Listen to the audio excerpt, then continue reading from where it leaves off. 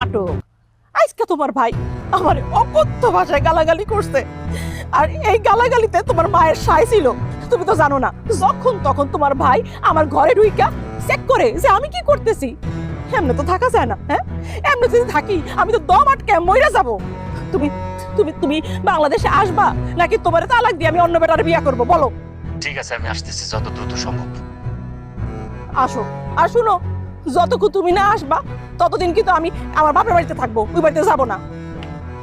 আচ্ছা আপা, তুই যা করতেছিস না, এগুলো কোনো কিছু ঠিক হইতেছে না। কি ঠিক করতেছি না? কোনটা ঠিক আর কোনটা বেঠিক তোর কাছে শেখা লাগবে আমার? হ্যাঁ, ছোটবেলা থেকেই অত্র এলাকায় তুই সবচেয়ে বেশি হিংসুটে ছিলি। মনে আছে পুতুল খেলা নিয়ে কি করতি? আমি ভাবছিলাম বড় হয়ে তুই ঠিক হবি, বিয়ে হইছে, সংসার হইছে, এখন শ্বশুর বাড়িতে গিয়ে তুই ঝামেলা করতেছিস না? দুই ভাইরা আলাদা করতেছিস, দুই ভাইয়ের মধ্যে দ্বন্দ্ব সৃষ্টি করতেছিস। কি কি চাস? দুই ভাইরা আলাদা করে সবকিছু হাতায় নিতে, তাই না? দেখছো তোমার ছোট ভাই আর আমার শ্বশুর বাড়ির প্রতি দরদ একটা উতলায় পড়তেছে। পড়বো না কেন? হ্যাঁ? জানো না তো ছোট মিয়ার সাথে আদারে বাদারে ঘুইরা বেড়ায়। তুই কি মনে করছিস তোর এই সব খবর আমার কানে আসে না? হ্যাঁ, আমি সব জানি। ছি ছি ছি ছি আপা, তোর একটুও বাঁধলো না না এরকম মিথ্যা একটা অপবাদ দিতে? আমি মিথ্যা অপবাদ দিছি না? আমি মিথ্যা অপবাদ দিছি? আমি যদি প্রমাণ না দিছি, দেখো দেখো।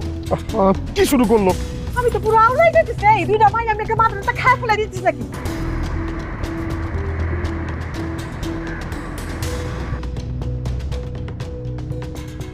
ভাইজান, ভাইজান তুমি দেশে চলে আসছো?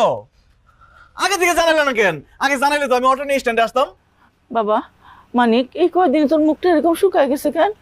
বিদেশ থেকে অনেক টাকা পয়সা খরচ করে আইসা আমি কোনো রঙ্গরসের কথা শুনতে আসি নাই মা। তোমরা আমার বল লোকে যা করছো, এই জন্য পাগলের মতো আমার চুটি আটা লাগছে। ও বুঝছি ভাইজান, ভাবি তোমার খবর দিয়ে আনাইছে। আমাগুলি গাই তোমার খুব তাড়াতাড়ি চলে আন লাগবে, তাই না?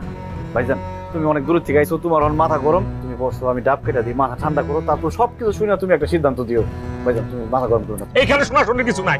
আজকে রাত্রে এই বাড়িতে সালিশ হবো, সালিশ। আমি সালিশ ডাকো আর সমস্ত সম্পত্তি ভাগ করে দেব।